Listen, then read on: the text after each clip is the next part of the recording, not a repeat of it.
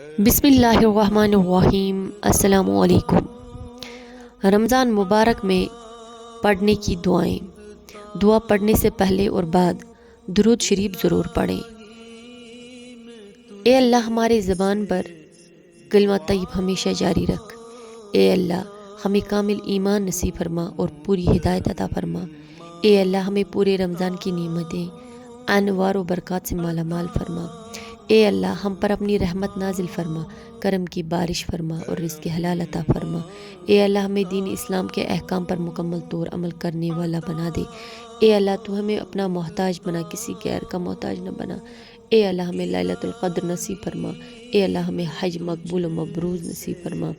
اے اللہ ہمیں جھوٹ، غیبت، بغض و کینہ، برائی، جھگڑے، فساد سے دور رکھ۔